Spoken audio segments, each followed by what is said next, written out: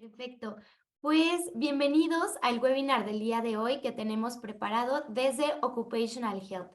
En este webinar vamos a revisar el tema de prevención del suicidio, entrenamiento breve, por la licenciada en psicología Andrea Mesa. Ella es egresada de la Universidad Autónoma de México con experiencia en capacitación en organizaciones y atención terapéutica. Muchas gracias, Andrea, por estar el día de hoy con nosotros y demos inicio a este webinar. Bienvenida. Muchísimas gracias, Casey. Es un gusto estar con ustedes. Y pues vamos a iniciar hoy con este webinar de prevención del suicidio. Algo importante que tenemos que destacar es que pues estos temas no son algo que se lleve mucho tiempo que se ha estado trabajando. Incluso iniciamos con nuestro slide y dice 10 de septiembre, Día Mundial del Suicidio, y es justo por eso que decidimos en este mes pues poder hablar del suicidio. Es importante entender que apenas hace 15 años, 17 años se empezó a conmemorar este día por la OMS. En el 2003 incluso fue precisamente el primer año que se conmemora o que se empieza a hablar más abiertamente del suicidio.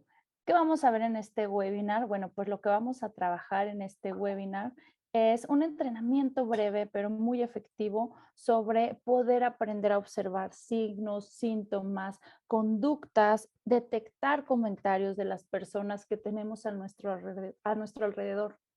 La realidad es que podemos aprender a contactar adecuadamente con estas personas que están pasando por estos momentos, acompañarlas debidamente y en su momento, si es necesario, canalizarlos. Una palabra, una acción puede cambiar definitivamente la vida de alguien más. Para poder entender toda esta perspectiva del suicidio, pues tenemos que entender que aunque ya hace algunos años empezamos a hablar de la salud mental, del suicidio, de todo esto, pues la realidad es que sigue siendo un tema tabú.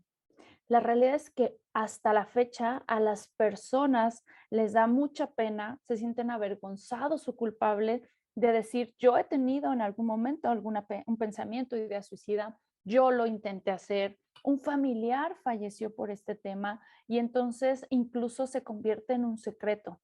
Cuando en una familia hay una pérdida por suicidio, es algo que la gente no expresa, guardan el secreto, no lo comentan con nadie más. Entonces es importante pues conocer estos mitos y entender este problema para poder atacarlo. El suicidio no hay una razón única, no hay una justificación y tampoco hay un checklist donde digas, a ver, es jueves 29 de septiembre y el día está nublado, palomita. Ha estado haciendo frío, palomita. No podemos hacer un checklist. Sin embargo, sí existen elementos que nos permiten ver de manera general situaciones de riesgo. Entonces, no tiene una causa unilateral. Y este tema es de suma importancia porque la mortalidad que tenemos por suicidio es muchísimo más alta que incluso guerras, homicidios, delincuencia, ¿sí? El riesgo que tenemos las personas de tener un acto, un intento, pensamientos o ideas suicidas es muy alta. Aproximadamente de edades de 15 a 44 años es el segundo grupo o la segunda causa de muerte en esta población. Y estos datos, la realidad es que son bastante alarmantes, ¿no? Incluso más que la guerra o problemas como obesidad, bueno, el suicidio se está convirtiendo en una situación de salud pública. Y aunémosle a esto que acabamos de pasar ahora por una situación de esta pandemia, esto probablemente incremente de manera significativa estos números. Entonces, ¿por qué una persona atenta contra su vida? Es muy fácil para nosotros que estamos fuera de esta situación suponer, pensar, creer o argumentar. Sin embargo, tenemos que entender y dejar de estigmatizar a las personas que están pasando por esto, que han tenido ideas o pensamientos suicidas, que han tenido intentos suicidas, porque son diferentes. Y tenemos que entender que la persona está pasando por un momento de sufrimiento psicológico. esta persona en este momento vive estas emociones y esta situación como algo insoportable para ella. Y eso es muy importante entender. El suicidio no tiene que ver conmigo, no tiene que ver con el amigo, no tiene que ver con la mamá, no tiene que ver con el novio, tiene que ver con la persona, mi emoción, mi sentir, lo que yo estoy pasando. Probablemente mi amiga me puede decir que exagerada, eso no es así, no importa, pero es mi sentir. Entonces, existen factores que pueden influir a que la probabilidad del suicidio sea más alta, como por ejemplo, si en la familia ha habido personas con un antecedente de suicidio, si ha habido acciones presentes previas, ¿no? Como intentos, ideas o pensamientos suicidas, si existe alguna situación detonante que provoque este malestar insoportable. Quiero pensar a lo mejor en estas familias que ahora con el tema del COVID, cuando estuvo la pandemia en la situación más fuerte, tuvieron la pérdida de su papá, su mamá, su hermano, ¿no? Que una familia se desintegró por completo, que una familia se desintegró por completo y entonces están viviendo este dolor. Entonces puede haber una situación detonante importante que nos ayude a explotar o a tener esta situación de suicidio. Importante, el suicidio se enfoca en esta desesperanza, ¿no? No existe un momento mejor, no hay una ayuda, no hay una luz al final, ¿no? De este túnel que nos ayude a sentirnos mejor. La persona siente que ha fracasado, que ha perdido esta capacidad de tener control de ella misma, que no cumplió las expectativas o lo esperado por la mamá, por el papá, por el novio, por las situaciones, siente que es una carga para los demás y además en el suicidio es importante entender que hay ambivalencia.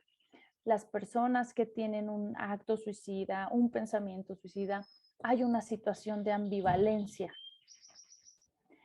¿Qué nos dicen los hallazgos? Bueno, que una persona que está viviendo o pasando una situación donde ha tenido pensamientos suicidas, ideaciones suicidas o intentos de suicidio, tiene una visión de túnel. Este ejemplo yo siempre les pongo en la terapia y les digo, ¿recuerdan cuando has ido a algún parque de diversiones acuático, cuando has ido a un balneario y entonces te avientas de los túneles o te avientas en una resbaladilla de túnel, ¿no? ¿Qué pasa? Cuando nosotros nos aventamos y nos adentramos a un túnel, tú pierdes la visibilidad de lo que está afuera. No quiere decir que desaparece o que ya no existe lo que está afuera. Sin embargo, yo no soy capaz de ver lo que está a mi alrededor, lo que está atrás ni lo que está adelante. Me siento perdido. Y entonces una persona cuando está pasando por este momento desesperanzador psicológicamente, entra a esta visión del túnel.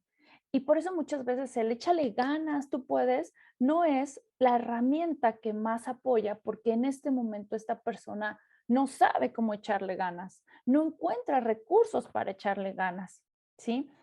Ejemplo, ¿no? Un joven cuando entra en una idea de suicidio, su visión es de que nada está bien en la vida, siempre va a tener sobreestimulación y va a sobreexigirse las cosas. Entonces, es importante que las personas aprendamos a fortalecer nuestra resistencia, paciencia, resiliencia, frustración, convivencia. ¿Para qué? Para que entonces, cuando en algún momento entramos a esta visión de túnel, logremos encontrar estos foquitos, ¿no? Estas lucecitas que nos ayuden a redireccionarnos. Algo curioso es que las mujeres normalmente suelen deprimirse más. Sin embargo, los varones son los que tienen más episodios suicidas. En la estadística nos dice que por muertes por suicidio es el número más grande de hombres que de mujeres. Las mujeres suelen tener más depresión, pero por lo general la mujer suele acercarse a buscar ayuda para salir de esta visión de túnel. Amigos, psicólogos, cursos, en la iglesia, pero buscan recursos. Sin embargo, el hombre, como socialmente no nos permiten hablar de nuestras emociones, las guardan y entonces se quedan en esta visión de túnel con sus emociones ensimismados y entonces consuman el acto suicida. No llegan a encontrar recursos. Entonces, es importante entender que dentro de los factores o los hallazgos nos han dicho que la violencia, el consumo del alcohol o algunos estupefacientes, bueno, influyen también para poder generar mayor probabilidad de riesgo. Entonces, esta frase me gusta, ¿no? Y es muy clara. Para poder romper el estigma hay que abrirla. Para poder empezar a trabajar sobre este tema, tenemos que romper estos mitos sobre el suicidio, estos paradigmas que tenemos que cambiar. Y vamos a ver los 12 principales mitos y los hechos sobre estos mitos, porque probablemente les aseguro que dentro de esos mitos habrá uno que yo creía eso, yo pensé que era así, o teníamos estas ideas, ¿no? Entonces es importante empezar a despejarlos para poder ayudar a la gente que está viviendo esto. El primer mito que tenemos es que los que hablan sobre el suicidio no lo van a llevar a cabo. Está amenazándote, te está chantajeando. Lo que sí es un hecho es que de cada 10 personas que se suicidan, 9 de alguna manera ya habían mostrado sus intenciones suicidas. Em, Ejemplo, hacen preguntas, comentarios con películas, es que yo ya quisiera irme y no regresar, y suelen ser desde lo más obvias hasta lo más sutiles, pero en algún momento lo expresaron, ¿sí? Número 2, los que intentan el suicidio no desean morir y solo quieren llamar la atención. ¿Qué pasa? ¿O cuáles son los hechos? Yo les decía hace un momento, las personas que cometen un acto suicida pasan por un episodio o tienen un pensamiento ambivalente. Son personas que cuando están en este proceso, sus mecanismos de adaptación han fallado, no logran encontrar alternativas, excepto atentar contra su vida. Para ellos, en ese momento, la mejor opción en la vida es esa. ¿Recuerden alguna vez que ustedes han tomado alguna decisión creyendo que es la mejor? Y a lo mejor la gente te dice, Andrea, te van a engañar, Andrea, te van a estafar, Andrea, no lo hagas, ¿no? Y la gente te puede decir y alertar, no, no, no. Sin embargo, tú tienes la convicción de que esa es la mejor decisión. Tomas la decisión creyendo que es la mejor y entonces, o resulta que sí me estafaron, resulta que tenía razón mi mamá, ¿no? Y llega el famoso te lo dije. ¿Qué pasa? En las ideas suicidas o en el suicidio pasa exactamente lo mismo. La persona en ese momento, en ese lapso de tiempo, cree que es la mejor opción. Entonces, los que intentan el suicidio no desean morir, solo llama la atención, no tiene que ver con eso. La siguiente es, si de verdad se hubiera querido matar, habría utilizado un método más agresivo, es un hecho, ¿no? No hubiera andado jugando con pastillitas. El hecho es, y la realidad es que todo suicida se encuentra en esta situación ambivalente, donde tienen este deseo de morir porque creen que es lo mejor, lo que va a solucionar el problema, porque yo ya no encuentro opciones, pero a la vez tienen el deseo de vivir. Si ellos encontraran una opción, entonces la tomarían. El punto es que en ese momento no la encuentran. Y entonces es esta ambivalencia entre es que sí quiero vivir, pero no quiero vivir así. Sí quiero vivir, pero no con este dolor. Sí quiero vivir, pero no de esta manera. Y entonces, al no encontrar una estructura, una solución para esta situación, el recurso más viable que ven ellos es el suicidio. Entonces, el método y la manera en la que ellos deciden suicidarse tiene que ver mucho con la disponibilidad también, ¿sí? A lo mejor si en casa hay armas de fuego, muy probable puede ser uno de los instrumentos con los que intenten suicidarse. Ejemplo, la gran mayoría de las familias en casa mexicana solemos tener medicina que no hemos concluido de un tratamiento previo. La realidad es que dentro de la prevención del suicidio es evitar tener un botiquín de medicina. Los jóvenes, dentro de las herramientas o metodologías que más utilizan para suicidarse es ahorcarse, colgados o tomando pastillas. ¿Qué pastillas? Todas las pastillas que se encuentran en el botiquín que fuimos dejando. Si saben, en otros países la medicación viene prescrita y te dan la dosis exacta. Si son 3 pastillas, 3 pastillas. Y entonces nos sobra. En México nuestra cultura es diferente y entonces te va sobrando la pastilla del otro tratamiento y la pastilla del otro y en lugar de desecharlas adecuadamente las guardamos. Entonces, el método dependerá mucho de las posibilidades que se tengan en el momento. Número 4, mito número 4. Todo el que se suicida estaba deprimido. Pues los hechos son que toda persona deprimida tiene una posibilidad de realizar un intento de suicidio, tiene muy probablemente pensamientos suicidas, pero no es determinante.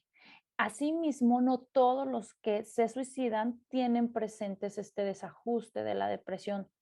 Yo al inicio les decía que puede ser multifactorial y que una causa puede ser un evento, la pérdida de alguien, un ser querido, la pérdida del trabajo. A lo mejor en 1994-95, cuando fue la devaluación del peso, ¿no? Donde si ustedes están muy jóvenes, los que me están viendo, digo, yo era una pequeñita, no recuerdo, ¿no? Pero sí conozco sobre el famoso FOBA, sobre la pues devaluación del peso entre Salinas y Cedillo. Entonces, cuando pasa eso, el índice de suicidios que hubo en México fue altísimo. Es decir, teníamos gente que tenía 10 millones. Cuando le quitan los 3 ceros a un peso, ¿no? Por ejemplo, de tener 1,000 pesos se convirtió a 1 peso. O sea, la cantidad del valor fue extremadamente afectada. O sea, imagínense ahorita abrir su cartera y ver que traen 1,000 pesos. Ay, bueno, para una cenita, pues para echarle gas un poquito al carro, para comprar algo, pagar un servicio, y de repente vuelves a abrir tu cartera y ya no tienes 1,000, tienes 1 peso. ¿Qué harías? Tus deudas siguen, tus necesidades siguen, y ahora no tienes con qué cubrirlo. Mucha gente, por esta situación que fue parteaguas, cometieron actos suicidas. Y entonces la persona no estaba deprimida, pero esta situación los expone. Entonces, no va relacionado. Es un factor de riesgo, sí, pero no es determinante. Mito número 5. Todo el que se suicida es un enfermo mental. Los hechos son que las personas con trastornos emocionales o de personalidad, ¿sí? Tienen mayor probabilidad de cometer un acto suicida que la población en general.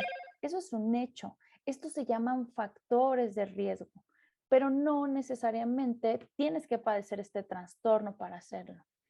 Y estos mitos que nos hacen perder de vista lo que sí es importante. Es decir, a veces yo puedo pensar, pues si mi hijo es feliz, mi novia está contenta, mi mamá está contenta, están sanos, ¿por qué tendrían que suicidarse? Pero recuerden que cuando una persona tiene una idea suicida, no lo hace por mí, no lo hace por su hijo, no lo hace por él mismo, porque en ese momento no encuentran otra opción. Entonces, no forzosamente tienen que estar enfermos mentales. Es un factor que incrementa la posibilidad, sí, pero no forzosamente tienen que estar enfermos. Número 6, el suicidio se hereda.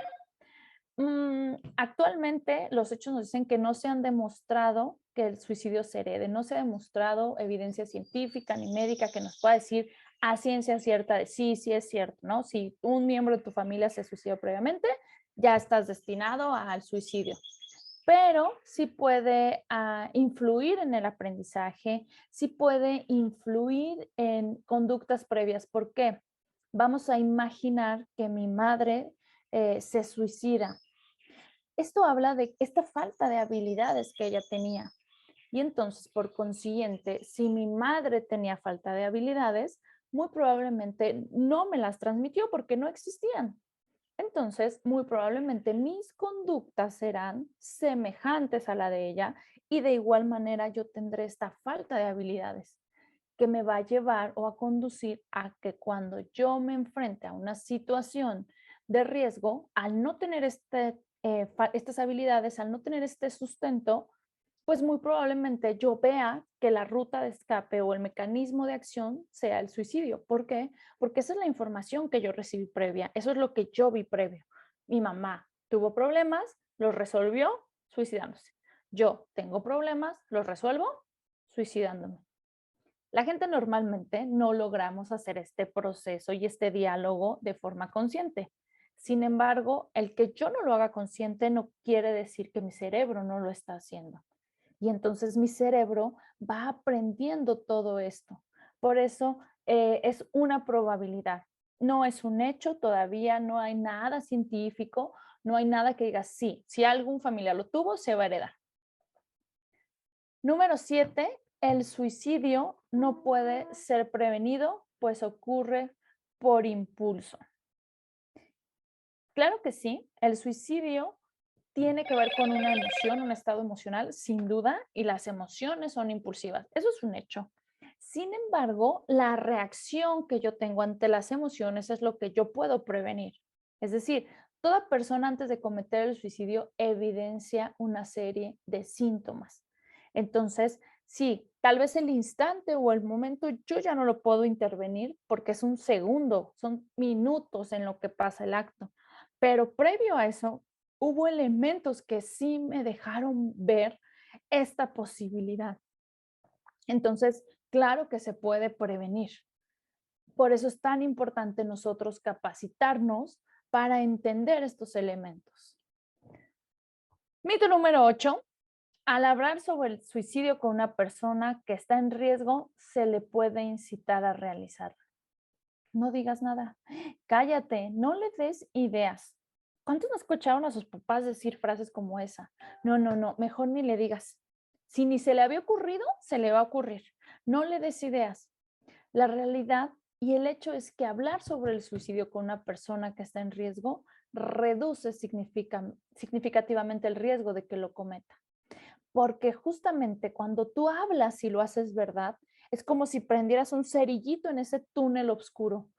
Abres una posibilidad, le ofreces o lo haces ver que existen opciones ante esta idea que tiene. Y entonces es cuando abres esta apertura, ayudas a que la persona no se meta cada vez más a este túnel o que tenga herramientas para salir. Sobre todo, les decía hace un momento, ¿no? Los hombres, por eso son los que más cometen actos suicidas. ¿Por qué no lo hablan?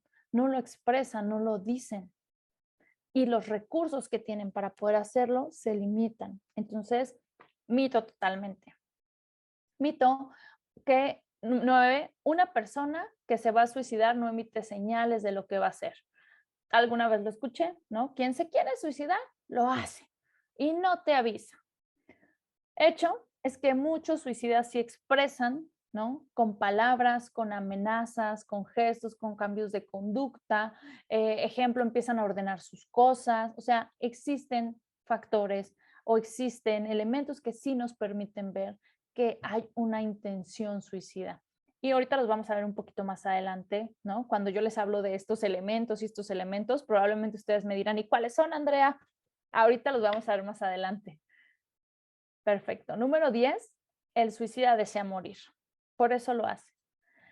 El hecho es que el suicidio es ambivalente, ¿no? Y esto es muy importante reiterarlo porque dentro de estos estigmas solemos juzgar a la gente y los sobrevivientes, que son aquellos que quedan con vida, ¿no? Este grupo de personas que queda de la persona que toma esta decisión, se les conoce como sobrevivientes. ¿Por qué? Porque el dolor que causa la muerte por suicidio es un dolor muy similar al de una muerte trágica, ¿no? Como en una guerra, como en una situación trágica. Y para las personas que están a su alrededor, los dolientes, es muchísimo más difícil superar el duelo que con otro tipo de pérdidas. Por eso a las personas que quedan vivas por parte de un suicidio se conoce como supervivientes. Entonces, el suicida tiene esta ambivalencia donde él desea morir como este recurso de solución, pero quiere continuar con su vida de la misma manera. ¿sí? Entonces, cuando tú diagnosticas oportunamente esta ambivalencia, se puede inclinar la balanza hacia el lado de la vida. Por eso es tan importante detectarlo. ¿Por qué? Porque el suicida está en esta decisión de ¿lo hago? No lo hago. Recuerda, alguna vez en algún momento que has tenido que tomar una decisión, estás entre voy o no voy, sí digo o no digo. La decisión que tomas es la decisión que en ese momento crees que es la correcta. Probablemente sí, y entonces todo va súper bien, o puede ser que no, y entonces tengas consecuencias también. Pero en el momento tú tomaste la decisión creyendo que era la mejor opción. Justamente con una persona con ideas suicidas o que comete el acto suicida, pasa exactamente lo mismo. Número 11. El que intenta el suicidio es un cobarde o un valiente. Los hechos es que el que intenta el suicidio, el que comete un acto suicida, no es ni cobarde ni valiente. El que comete un acto suicida, tiene pensamientos suicidas, tiene ideas suicidas, es una persona. Es una persona que sufre como tú y como yo. Es una persona que en ese momento no está encontrando los elementos necesarios, pero no es valiente o débil. Es una persona que necesita ayuda, que no encuentra el recurso. Número 12, si se reta a un suicida, no se va a matar. Muchas veces decían, ¿no? Es que te está chantajeando. Si dice que se va a suicidar, dile que se mate, que lo haga, que se aviente, ¿no? Y entonces pensaban que si lo retabas y no demostrabas miedo ni preocupación, la gente no lo iba a hacer. El hecho es que retar a un suicida es el acto más irresponsable que se puede hacer, sea por chantaje, sea broma, sea real, estás hablando de la vida de esa persona. Y es el acto más irresponsable que podemos hacer, ¿sí? Porque es una persona vulnerable, porque está en una situación de crisis, porque sus mecanismos de adaptación están fracasando en ese momento, pero eso no lo definía, ¿sí? Está predominado precisamente por estos deseos de autodestrucción y entonces es como tener a una persona en el precipicio y darle el último empujón. Entonces, cuando una persona habla de esto, expresa ideas suicidas en broma, entre pláticas, en cuestionamientos, por ejemplo, es importante poner atención. Ahora, entonces, teniendo este contexto del suicidio, de estas ideas erróneas que tenemos del suicidio, ¿qué podemos hacer? ¿Cómo puedo ayudar si ahora identifico a alguien con una idea suicida? ¿Qué sí puedo hacer? Porque alguien llore un día, ya está en peligro. ¿Qué tenemos que hacer? Ubicar, acompañar y canalizar. Esa es la estrategia de intervención. Ubicar. Primero, ubica los síntomas de malestar psicológico. ¿Cuáles son estos síntomas que yo les estuve mencionando hace ratito? Bueno, pues durante episodios de mucha frustración o momentos desagradables, por ejemplo, pueden aparecer emociones desagradables como tristeza, enojo, sentimientos de inferioridad, de que no vale la pena, que yo no lo puedo hacer. Empezamos a tener una visión negativa, todo es negativo. Una persona que tiene probabilidades de suicidio empieza a ver todo negro.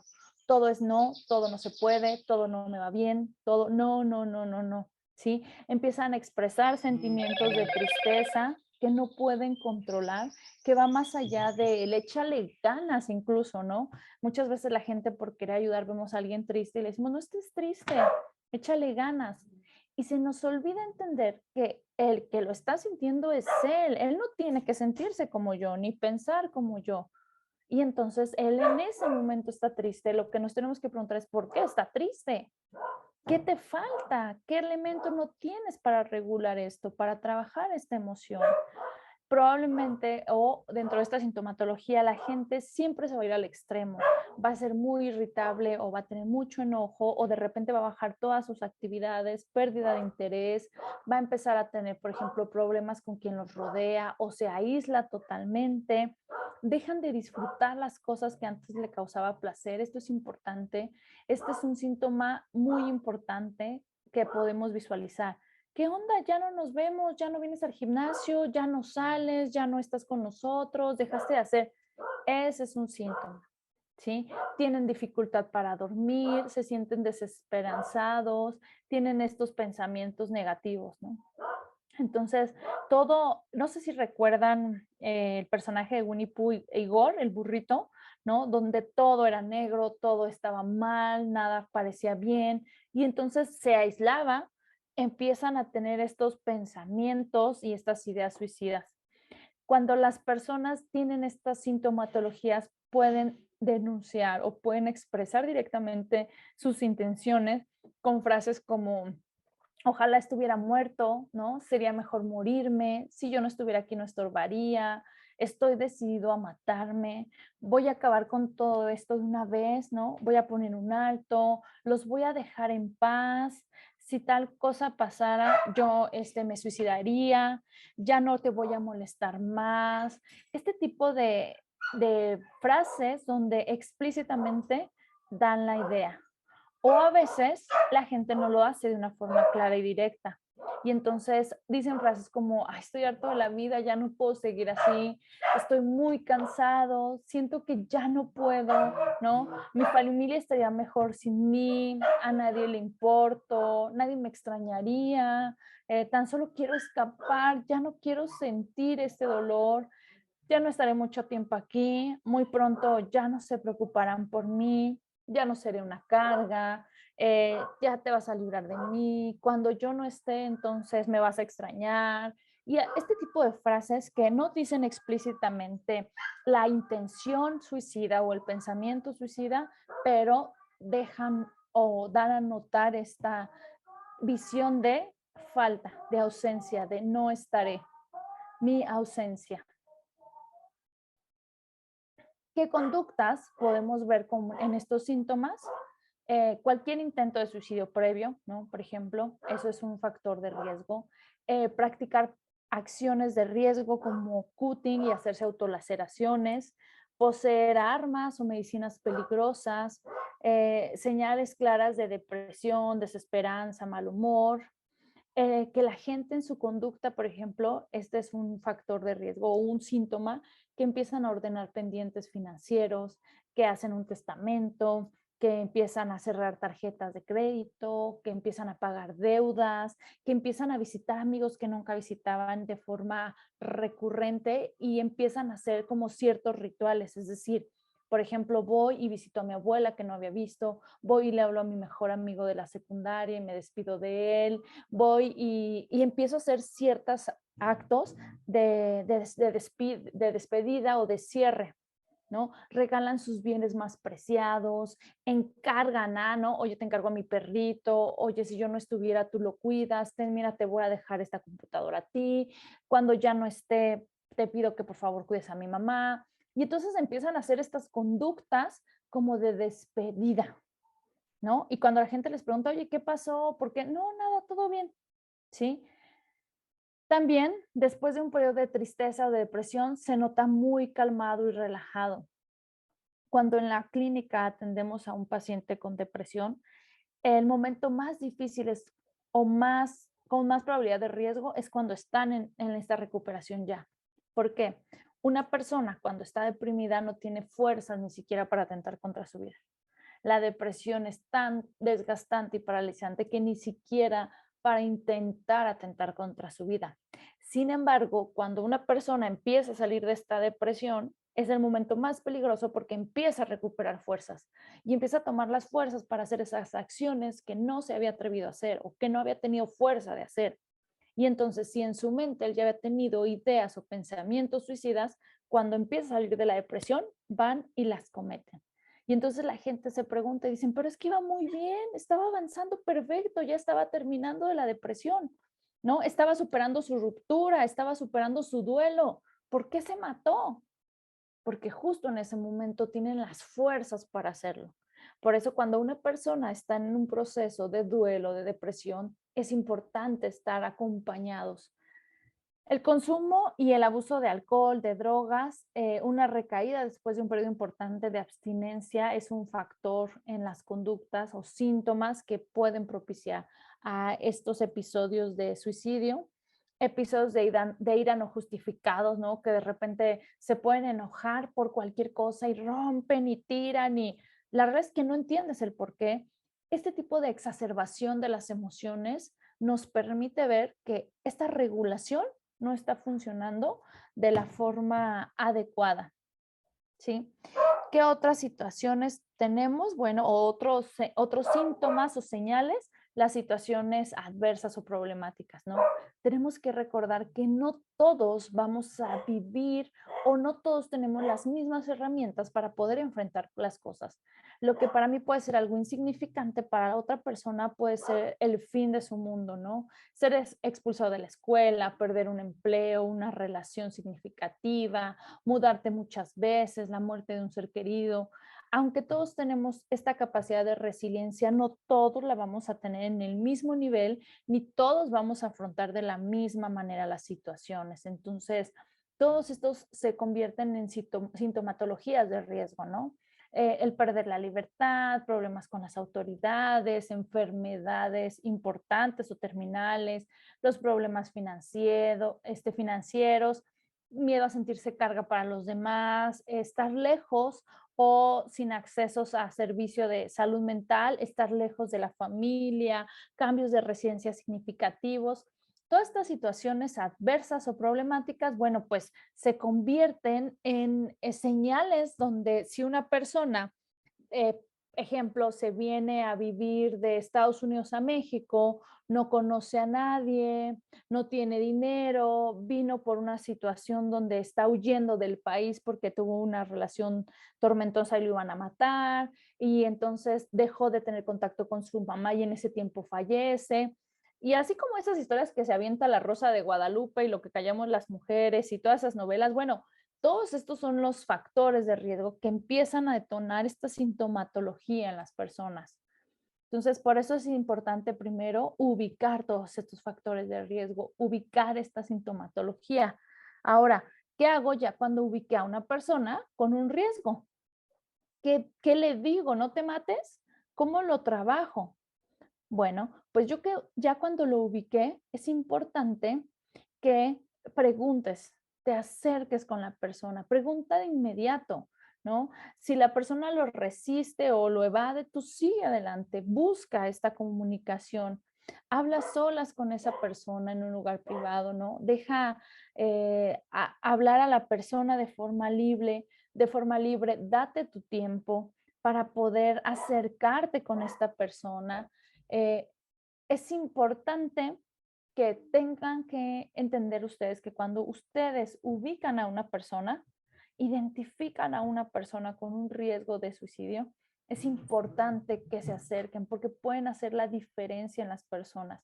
Y si bien es cierto, nosotros no somos los especialistas, ¿no? O en este caso ustedes no son los especialistas, pueden darles estas lucecitas que les ayuden a encontrar el recurso. Es decir, oye, ¿has pensado en alguna vez atentar contra tu vida? Y si te dicen que sí, ¿sabes qué? Mira, aquí está este teléfono, aquí está, ¿sí? Entonces, ¿cómo pueden preguntar a la gente? Pues lo pueden hacer de forma clara y directa. Oye, con lo que me dices, creo que piensas suicidarte, o has pensado en suicidarte, o has pensado en lastimarte. ¿Es así? ¿Quisieras quitarte la vida? ¿Has pensado en algún momento en quitarte la vida? ¿Has tenido la intención de lastimarte? ¿Tienes un plan o has planeado cómo hacerlo? ¿Hay un plan de cómo podrías hacerlo? ¿Sí? Puedes hacer preguntas sumamente claras como esta, o a lo mejor si no hay esta cercanía o la persona se cierra, puedes hacer preguntas un poco más sutiles e indirectas como ¿has tenido ganas de irte a dormir y ya no despertar jamás?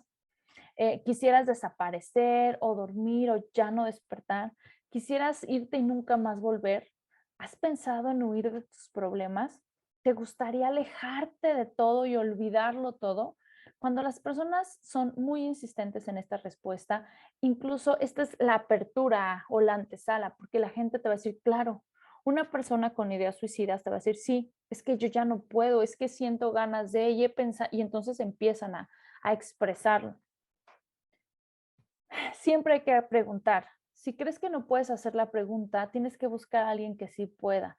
Puedes trabajar en equipo, ¿no? Ejemplo, a lo mejor es tu hermano y sientes que no puedes acercarte a él, acércate a alguien más, a su pareja, a sus amigos, a tus papás, a tus primos, pero no lo dejes pasar. Es importante que te acerques, ¿no? Preguntar directamente esta situación del suicidio es importante, hablarlo.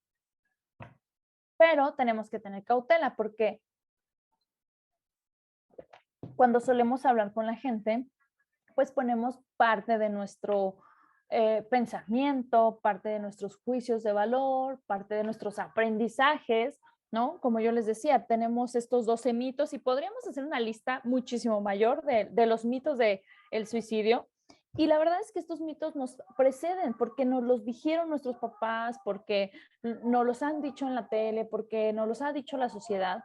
Y entonces cuando tú hablas con alguien, estos mitos surgen y generan estos juicios. Entonces, ¿qué no debo de hacer cuando voy a hablar con una persona o cuando yo ubico, identifico a una persona con ideas, pensamientos suicidas? Decir frases como, suicidarse es de cobardes. No estás pensando en matarte, ¿o sí? O sea, eso es para cobardes, es para personas débiles que no pueden. Este tipo de frases, en lugar de fomentar la apertura, lo que van a hacer es cerrar la comunicación. Tú no harías algo así de estúpido, ¿sí? Suicidarse es una idea tonto. Seguro que no estás pensando en eso, ¿sí? Ah, ya va a pasar, desestimar o minimizar la emoción. Ya no pasa nada, ya va a pasar, ¿sí? La gente se va a alejar. Porque la gente no tiene recursos. Recuerden, una persona que piensa en el suicidio en ese momento no tiene recurso. Y si entonces yo ya me siento sin recursos y vacío, y después de eso, además de sin recursos y vacíos, me dicen que soy cobarde, que soy estúpido, que soy tonto, que no importa, que no es significativo, ¿tú qué harías?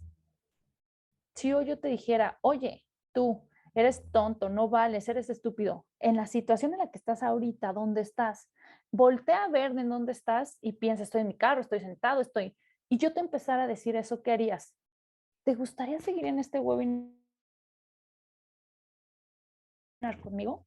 ¿Te gustaría seguir? Ahora imagina esto en una situación donde ni siquiera tienes recursos para continuar. Lo que va a hacer es que la gente se va a alejar. Entonces, ¿qué tenemos que hacer? Acompañar a las personas. ¿Y cómo acompañas a alguien a que se mantenga con vida? Es, primero, no hables ni te pongas en el rol de experto, ¿sí? Escucha el problema de la persona y dale toda tu atención. Es el problema de él, no mío. No es cómo lo resolvería yo, qué pienso yo, qué haría yo, cómo lo haría yo, qué sentiría yo. Es escuchar al otro, es ser empático con el otro, es cómo lo sientes tú, cómo lo vives tú, cómo lo entiendes tú, no yo. La atención eres tú. El que necesita el recurso eres tú. Recuerda que el suicidio no es el problema. Esta es la solución eterna para lo que a menudo es un problema pasajero y la gente lo ve como eso, como una solución. No hagas juicios de valor, no regañes, no des sermones educativos o morales, ¿no? No hagas juicios como de, oye, pero tienes a tus hijos, yo quisiera tener el carro que tú tienes. ¿Quién? Yo, pero no es de mí. Esto de poder entender que cuando una persona necesita ayuda es ella, no yo, me ayuda a bajarle 2 rayitas a estos juicios de valor, ¿no? Me ayuda a ser más empático y comprender al otro. Ofrecer esperanza de cualquier forma. Por ejemplo, explicarle que las cosas pueden ser diferentes y mejorar. Si es por un tema económico, pues a lo mejor decirle, yo tengo 100 pesos, pero mira, podemos vender chicles y entonces juntos, ¿no? A lo mejor vamos a tener 110 pesos y mañana 120. Y si es un tema de amor, a lo mejor te acompaño y vamos al cine o mira, acércate. Y muy probablemente las personas estando en crisis, pues siempre van a decir que no, pero eso es lo que yo puedo hacer, acompañarlos. Énfasis en que la crisis es temporal, eso es bien importante. Recordar a la gente que esto es temporal, no es definitivo y el suicidio sí. La muerte es definitiva. Esa es una crisis y se puede solucionar. Acompaña de forma preguntando a la persona, ¿no? ¿te puedo ayudar? ¿No? ¿Te puedo pedir atención? ¿Me prometes que no vas a intentar lastimarte? ¿Que podemos trabajar juntos? Existen protocolos de atención de emergencia donde les das a las personas con ideas suicidas actos de cómo poderlos resolver y teléfonos de emergencia, ¿no? Y donde tú te sientas mal, mira, aquí está, no estás solo. Es importante que se sientan acompañados.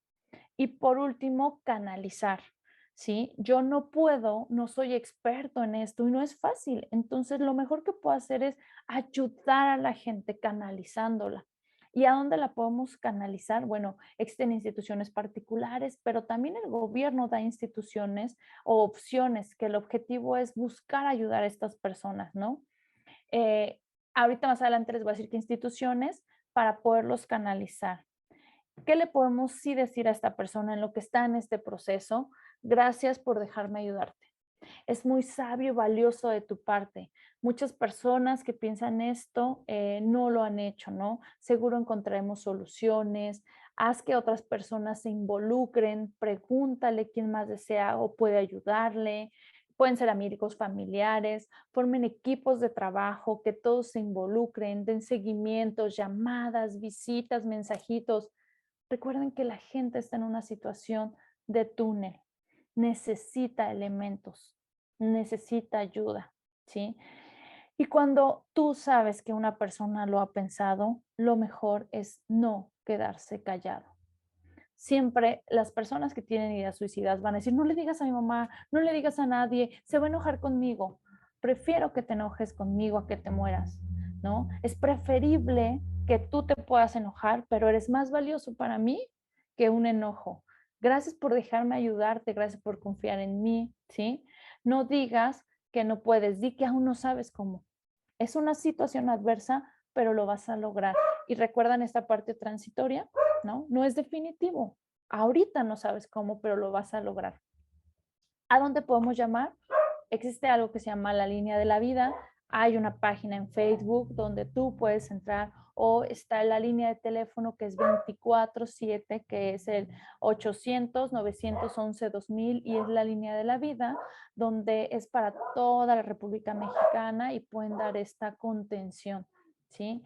En Querétaro en específico está el apoyo psicológico, donde también puedes llamar y te pueden dar este apoyo para ser escuchado. Recuerden nuevamente que el suicidio es una solución eterna para lo que a menudo es un problema temporal. Seamos amables con estas personas que lo ven de esta manera. Muy bien, Hayes, muchísimas gracias. Entonces, sí, pasamos a la siguiente parte. Muchas gracias, Andy, por toda esta información que nos proporcionas. Sin duda es de suma importancia conocer también estas líneas tan importantes. Ok, Carmen García nos está solicitando si podemos volver a poner el teléfono de Querétaro, por favor. Claro que sí. El teléfono es 442-101-5205. Incluso otras dependencias como el IMSS también tienen números de teléfono gratuito para atención psicológica, InMujeres, SEJUVE. Estas son las dos líneas como más directas a atención a suicidio, pero existen otras instituciones del gobierno gratuitas, DIF, IMSS, SEJUVE, que nos pueden apoyar.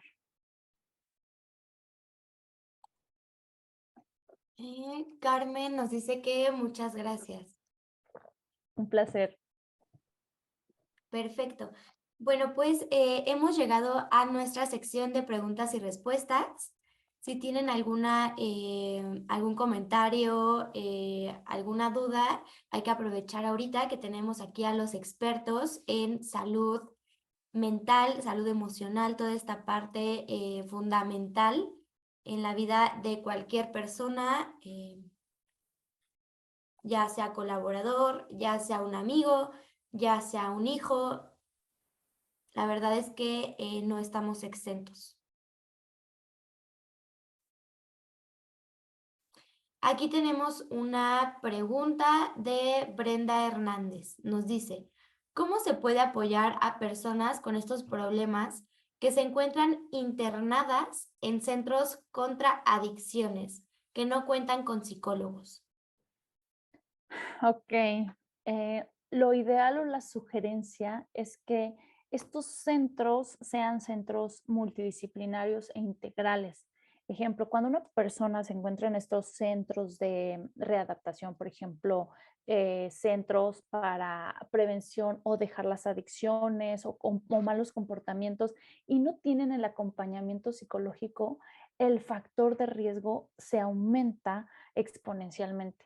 Lo ideal es entonces, uno, tener contacto con estas personas en la medida de lo posible y sobre todo buscar el apoyo psicológico. ¿Por qué? Porque si a lo mejor esta persona ya está en este centro por una situación de adicciones, me habla claramente de esta falta de recursos que ella tiene y la necesidad y urgencia de que necesita este apoyo terapéutico. Entonces yo te diría, uno, mantente en contacto en la medida de lo posible y dos, buscar el apoyo terapéutico sería lo más sano.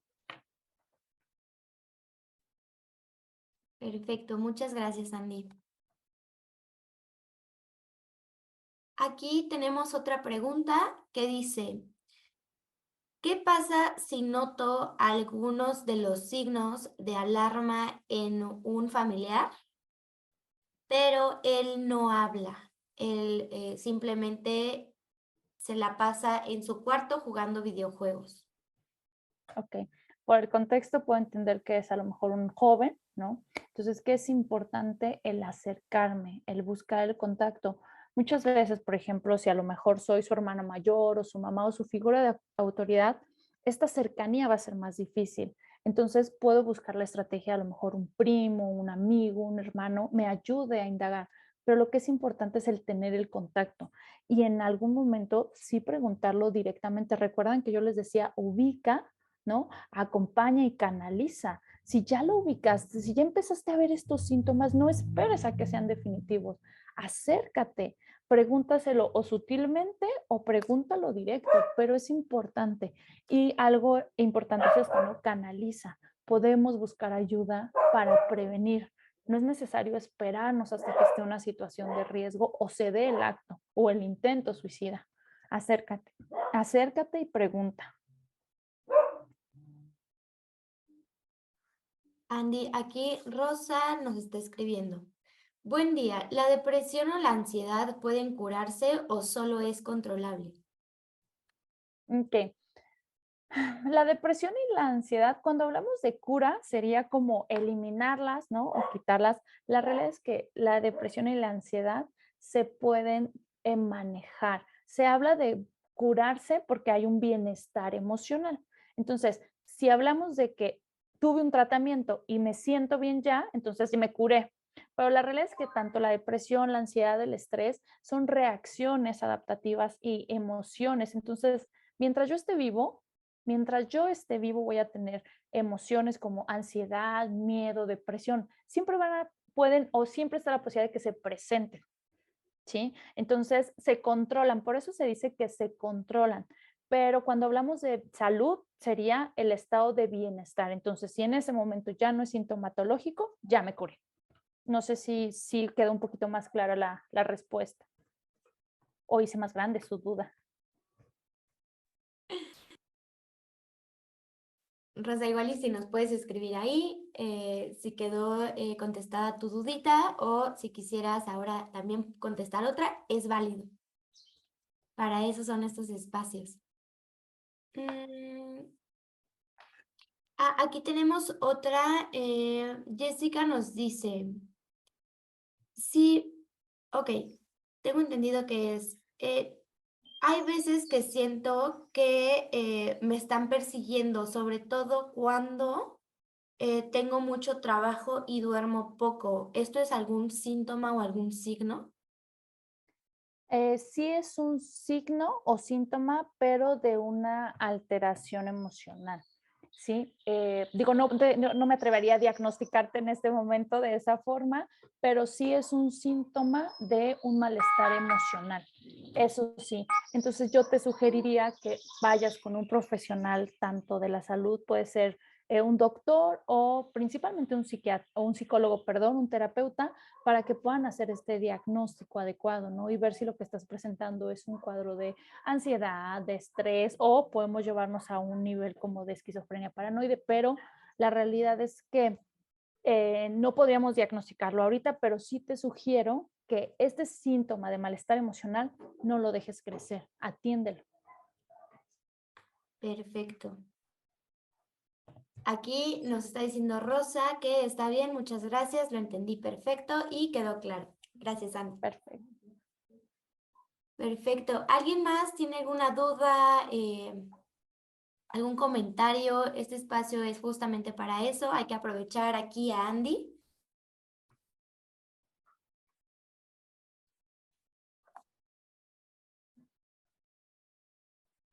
Ok, aquí tenemos otra pregunta.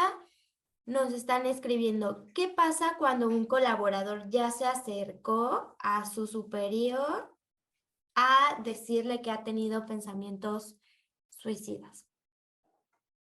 Recordemos el mecanismo es ubica, acompaña y canaliza.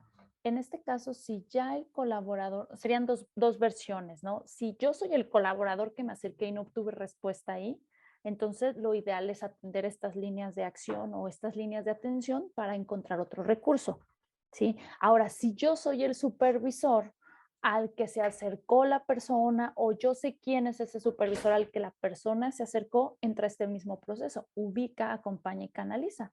Si ya se acercaron, ya no tengo que ubicarlo, sería acompañarlo y hacer la canalización con el área de salud específica. Recuerden, ese es el método de acción, ubica, acompaña y canaliza. Muy bien. Héctor Moreno nos está escribiendo. ¿En la empresa se puede tener alguna evaluación para detectar algún síntoma de suicidio? Sí, en las empresas tenemos, por ejemplo, el test de ansiedad y depresión de Goldberg, que es un test muy, muy rápido que nos ayuda a identificar estos factores de riesgo y entonces yo puedo ver, ¿no? De una forma muy general si alguien tiene una posibilidad o una probabilidad de cometer algún intento o idea suicida.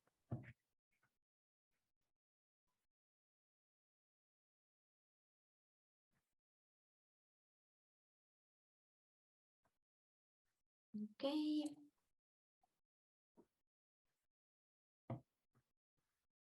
Ya no tenemos por aquí preguntas. Mm, Mm, Creo que no. sí, no, creo que no. Ok, perfecto. Ok, sí, siempre surge. Brenda Hernández nos dice, ¿dónde podemos encontrar esta evaluación? Es un test psicológico, se llama test de depresión y ansiedad de Goldberg. Puedes encontrarlo en librerías especializadas o también existen instituciones que se encargan de poder vender estas evaluaciones de psicometría, donde vienen las plantillas y donde pues te dice cómo poder calificarlo de forma adecuada y viene todo el contexto de la prueba. Eso es bien importante. Las pruebas psicométricas se tienen que aplicar adecuadamente, porque si solamente la aplico, no sé, alguna vez han visto un test en internet, en el Facebook de elige el color del perro y sabrás tu personalidad, ¿no? Y entonces ahí va uno y elige y te dice, no, eres un psicópata y ya tú te quieres aventar del puente. No, tiene que hacerse con responsabilidad el poder hacer estas evaluaciones. La gente de servicio médico, de seguridad y higiene o de recursos humanos pues pueden adquirirlas en lugares especializados donde tengan todo el contexto, te dan todo el manual, tiene todo el antecedente, el manual de aplicación y cómo calificarlo para hacer un diagnóstico certero y entonces no poner ahí este sesgo. Perfecto, muchas gracias, Andy. Bueno, pues como ya no tenemos más preguntas, aquí Rosa nos está escribiendo. En la norma 035 viene un cuestionario que nos ayuda a evaluar los casos en las empresas. ¿Ese es bueno? Ok, la norma 035 viene un cuestionario al final que es el de acontecimientos traumáticos severos. Un acontecimiento traumático severo que evalúa en la norma 035 es relacionado a estos acontecimientos que ponen en riesgo mi vida. Un asalto, un choque, un accidente. Va a tener sintomatologías por este estrés postraumático, pero lo que está evaluando este test es esta reactividad al estrés postraumático. Y nosotros lo que tenemos que evaluar son estas ideas y pensamientos de la intención suicida. Entonces, se podrían confundir los síntomas, pero los acontecimientos traumáticos severos o esta evaluación que hace la norma 035 no va dirigida hacia el suicidio. Pueden brotar ahí de repente alguna persona, sí puede brotar, pero no va dirigida para eso. Evalúa esta sintomatología reactiva a estos acontecimientos traumáticos.